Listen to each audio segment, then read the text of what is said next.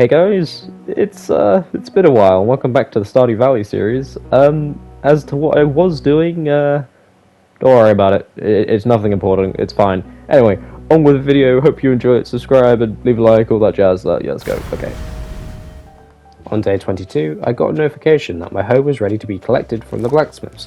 So, as I headed to town, I made sure to select a special order to complete. I went with Cave Control, which tasked me with killing 50 dust sprites within 7 days. Good excuse to get some coal. I collected my hoe from Clint, and then headed to the mines to start the dust sprite purge. I remembered I needed other animals for their produce, as that was needed for the community centre, so I headed to Marnie's, but it turns out she doesn't work on Mondays and Tuesdays. What a lazy arsehole and a waste of my time. Like, completely. I sent my hoe to be upgraded again, as I simply wouldn't need it for a while, and I went home to chop some trees and clear the quarry of rocks. The kegs in the shed had finally produced wine, which is great, as one was needed for the community centre.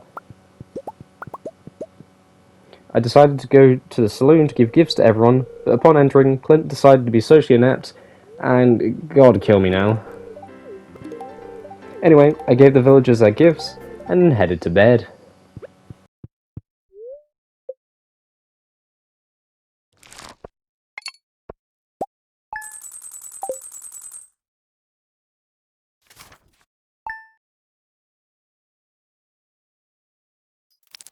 On day 23, I immediately harvested the corn that I'd grown, and then checked my mailbox to see that Shane had given me the recipe for pepper poppers, and Emily gave me another sea urchin.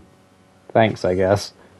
I stuck all the produce I got in the selling bin, and then headed to the mines for more slaughtering.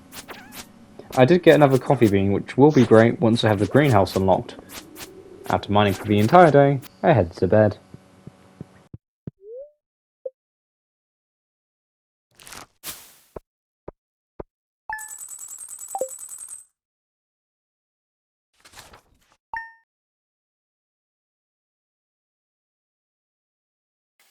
On day 24, I picked up the cranberries that I'd grown, and then went chop chop on the trees.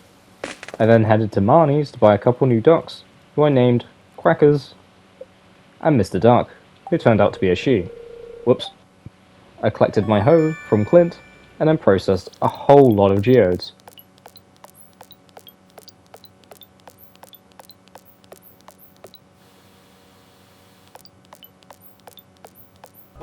I sent a few new gems and artifacts to the museum, and got a rare crow in return, which I placed next to the other one, just for now. I headed to the mines, and the very first enemy I killed dropped a prismatic shard. This is actually huge because it means I can now get the strongest weapon in the game. I also finished the special order, which got me another 6 grand. I decided it was time to go to the desert, so I bought a bus ticket and off I went. I was here for one thing, to get the Galaxy Sword, which I did. For reference, the Bone Sword does 20 to 30 damage, whilst the Galaxy Sword does 60 to 80, almost 3 times the damage. I also went to the Oasis store to show my face to Sandy, a new NPC who we can now access. Briefly, I ventured into the Skull Caverns, however there was a few issues. First off, I couldn't kill the mummies as bombs were needed to finish them off, so I had to run when they were knocked. Secondly, there were serpents. No, we ain't dealing with that shit today. No. The final thing to note about the desert is the desert trader, who charges a shit ton of gems and geodes for his goods. A diamond for a coffee?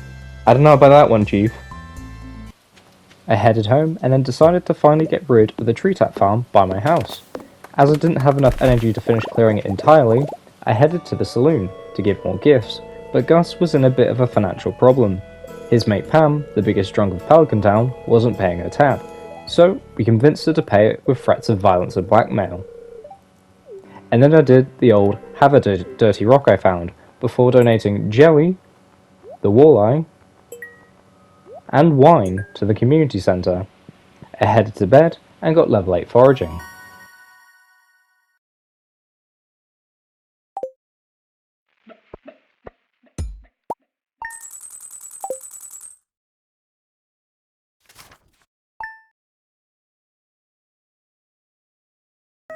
On day 25, I got a letter from Clint who gave me the Geode Crusher recipe for completing a special order, To be honest, it's a bit meh, as it requires coal to operate and you can only process one geode at a time. I also got a letter from Mr. Quee, who challenged me to make it to floor 25 in the Skull Caverns in exchange for some money. This seems totally not sketchy. My final letter was from Emily, who gave me the red plate recipe. I completely cleared the old tree tap farm, and then went to chop some trees down. I then headed to Marnie's to make the biggest purchase so far. I bought 2 auto grabbers which set me back 50k. A lot, I know, but I think it's worth it in the long run. I went chop chop in the secret woods, and then placed the auto grabbers in the coop and barn. A lot of my copper and wood was then used on making enough tappers for my new tree tapping farm. After placing them all, I headed to bed.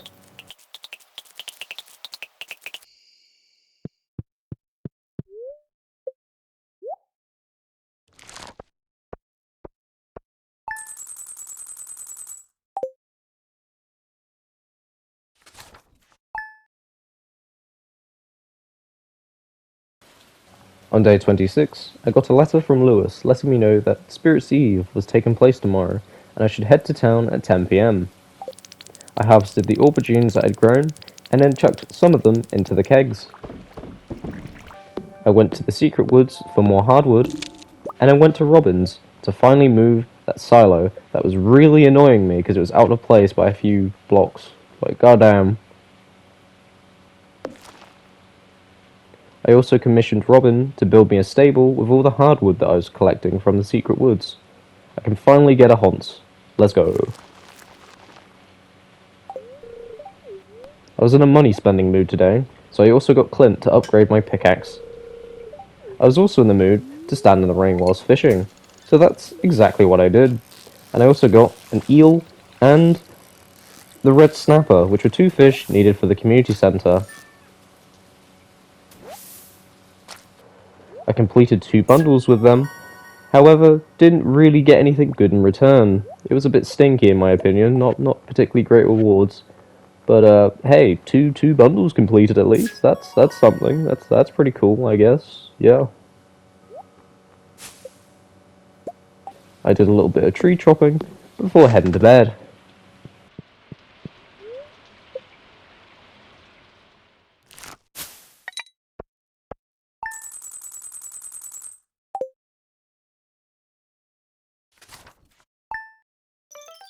On day 27, I awoke to a lot of crops to harvest. Money. As I did my round of collecting the animal produce, the egg that I'd put in the incubator had hatched. So, I named him Peckers. Yup. I went to give Caroline the pumpkin she requested, but the Spirit's Eve festival was being set up. So, I went to the secret woods to cut the stumps, and then went fishing until the festival started. At the festival, I spoke to some of the locals, and then bought the rarecrow and jack-o'-lantern recipe from Pierre.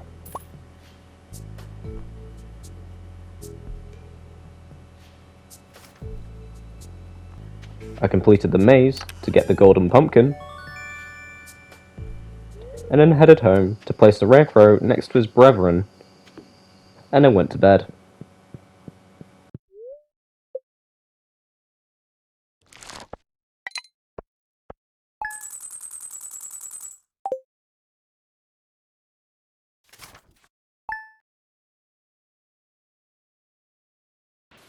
As day 28 was the final day of fall, I gathered as much hay as possible to fill the silos in preparation for the winter. I've got to admit, this is mighty satisfying to do, as you can see. I collected my gold pickaxe from Clint, and then went to the museum to donate a couple artifacts I had on me. I got a bear statue in return. Beautiful.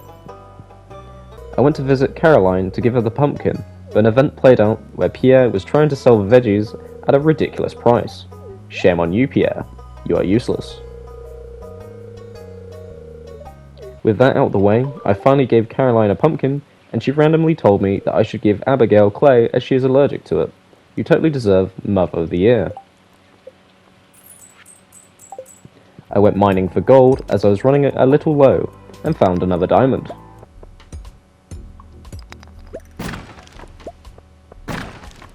After that, I headed to bed, whilst Robin was out building the stables in the rain.